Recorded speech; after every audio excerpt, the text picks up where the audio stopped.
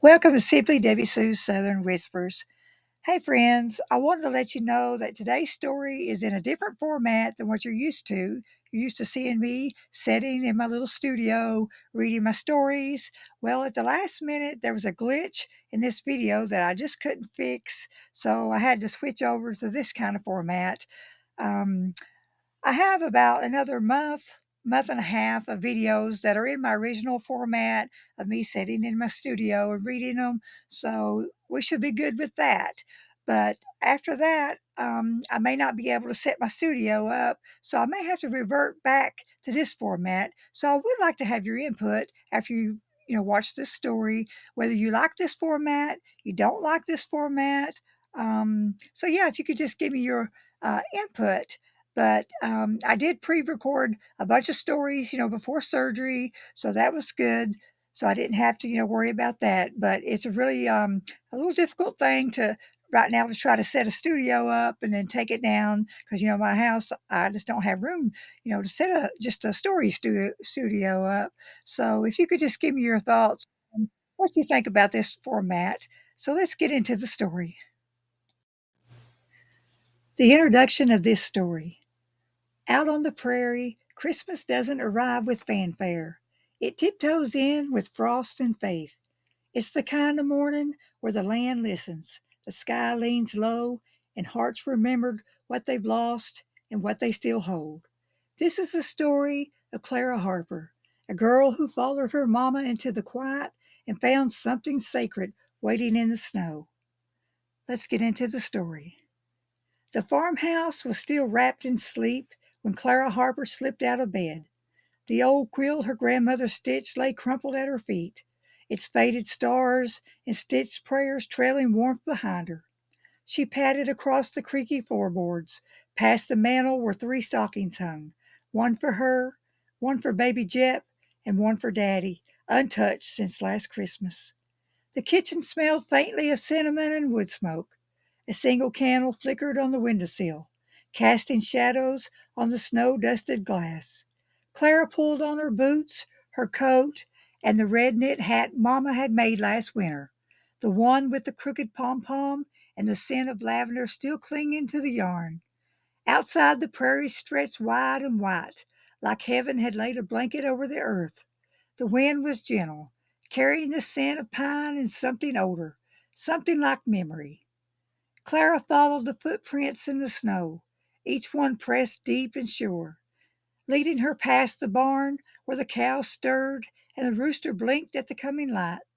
She found Mamma at the edge of the field, sitting on a faded quilt, her breath rising like prayer smoke. The thermos in her hand steamed gently, and her eyes were fixed on the horizon, where the sky was just beginning to blush. Mamma, Clara whispered, unsure if she was interrupting something holy. Mamma turned slowly, her face soft with surprise. You came. Clara sat beside her, pulling the quilt over their legs. The silence between them wasn't empty. It was full. Full of Daddy's laugh, full of the hymns he used to hum while fixing the porch steps, full of the stories he told about prairie angels and Christmas miracles.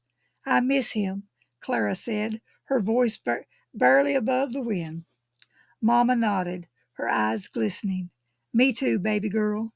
But he's here, in the hush, in the light, in you. They watched as the single deer stepped from the brush, its breath visible in the cold. It paused, looked straight at them, then bowed its head and walked on, like it had delivered a message only the heart could hear.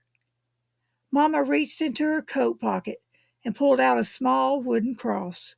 Your daddy carved this the Christmas before you were born. Said he wanted you to always have something to hold on to when life felt heavy. Clara took it gently, her fingers tracing the grooves. It was warm from Mamma's hands, but it felt warmer still, like it had been waiting for her. Can I keep it? She asked. Mamma smiled. It's yours now. The sun broke over the prairie, casting gold across the snow. The light touched the barn, the windmill, the farmhouse, and finally their faces. And in that moment, Sadie felt something shift. Not the grief, but the weight of it. It didn't disappear, but it softened, like the prairie itself had taken a piece of it and promised to carry it a while. They walked back to the house hand in hand. The fire was warm, the biscuits were rising, and baby Jep was babbling in his crib. The dog wagged his tail like joy had finally come home. The reflection of this week's story is some mornings don't need words, they just need presence. The morning the prairie held its breath reminds us that Christmas isn't found under a tree. It's found in the hush, in the memory, in the hand you're holding when the sun rises. So this Christmas, maybe step outside. Let the land speak. Let the silence heal. And remember, peace doesn't shout, it whispers. Thank you for listening. And come back next Friday for another story.